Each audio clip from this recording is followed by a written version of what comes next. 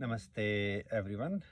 So I have been thinking about starting this series on various simple concepts and the ideas of yoga in our sadhana, and understanding some very basic principles, along with also understanding the terminology of yogic concepts from Sanskrit. So we will start with understanding the concept of Hatha, as the Hatha is the Hatha Yoga, or the Hatha Yoga, or Hatha as one of the very basic yogic concept or principle that we follow in most of our yoga classes.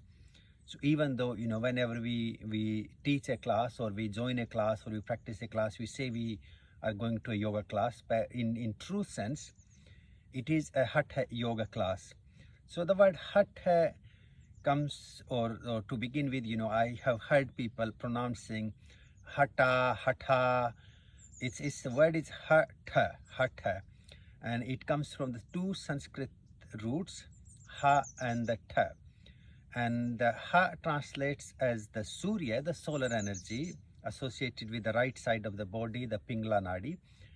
And then the Ta is associated with the lunar energy, or the left side of the body, and the Ida Nadi. We can also associate it with the sympathetic and parasympathetic. So the Hatha Yoga uses our physical body along with our breath and our mindful awareness. In Hatha, we would use the word the drishti, which is the focus point where you focus your mind. So in Hatha Yoga, we use our body as a tool, incorporated or aligned with a certain pattern of the breathing, which is the pranayam, and then the drishti, which is the focus of your mind, the gaze of your mind, and that is to enhance the polarity, the energies of the right and the left, the Surya and Chandra, to gain our health and wellness. Like in the Hatha Yoga concept, our health and wellness relies on the optimum polarity, as well as the harmony or the coherence between these two dynamic energies of the two opposite polarity of the positive, negative, or the sun, moon, yin, yang, tai chi, prana, apana. And when these energies are at their best in the full polarity and also functioning in coherence, we are healthy, what we call the swastha, or we find ourselves full of energy, full of virya and the vitality. When these energies are dysfunctioning, or not in harmony, not playing their optimum role as they should be intertwined with each other, then that manifests into disease.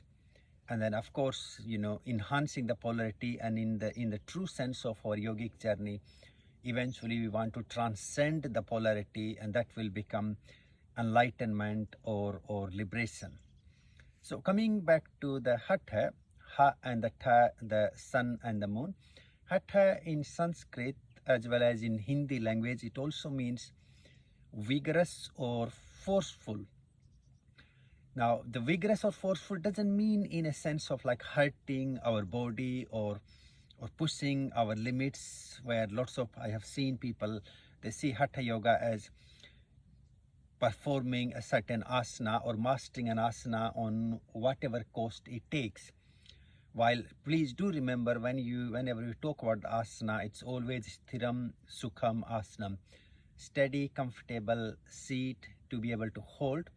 As the two very fundamental scriptures of Hatha Yoga that are very well known. Number one is Hatha Yoga Pradipika, written or compiled by Swatma Ramsuri, and then we have the Gheranda Samhita.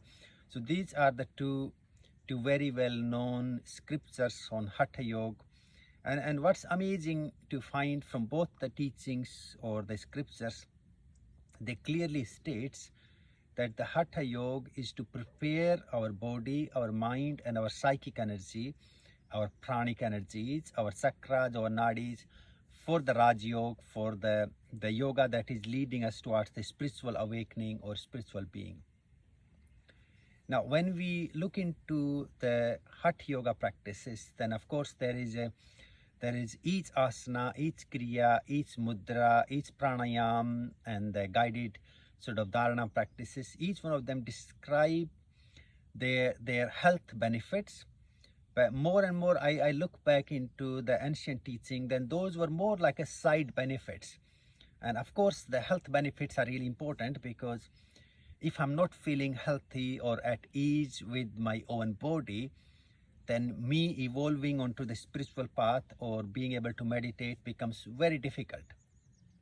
So having a body that is free from pain, free from the duality, free from that agitation or itchiness, makes it accessible to follow the path of what we call the samyama or dharana, dhyan and samadhi.